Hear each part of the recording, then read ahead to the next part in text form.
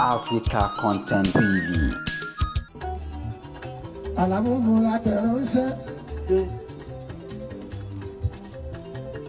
Kiri lẹ́dà ànímú látẹ̀ránṣẹ́.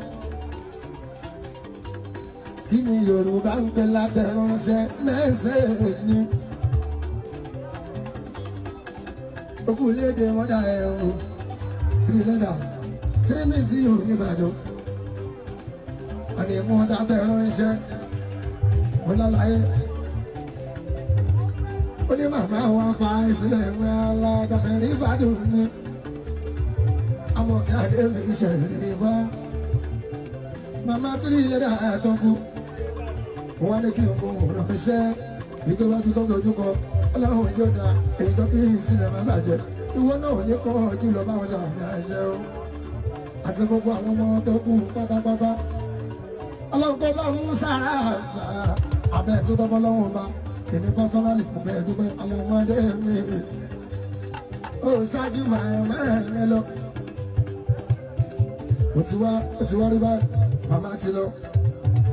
Ṣé mo pé ìyá ẹsẹ̀ kókó lára ọmọ àdìbà ẹsẹ̀ bí màmá mi. Gbogbo ìgbà tó bá pẹ̀lú mi ló máa sọ̀rọ̀ ìṣìtì. Gbogbo tó máa ń sọ fún mi, a ní kí n mú dání sọ́wọ́ òsì kí n má fi jẹun.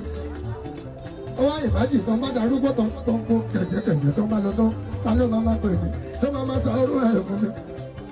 Mo wá fi tèmi yẹn mo fi wé ti yẹ pé màmá ti lọ ta ni ó máa sọ ọrú ẹ̀ fún mi. Ìwọ ni kò kó máa dé irun rárá nípa àdúrà ló kù fún màmá o.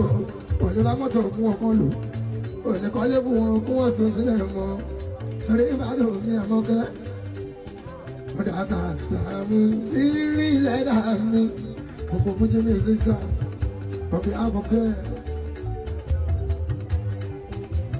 Apá ìṣèdárò màmá mi ọlọ́run kó bá mú sanra àbọ̀. Tírí gbèsè nínú kò sẹ́ni tí yóò ní kú. Gbèsè ní kú o kò sẹ́ni tí yóò ní lọ.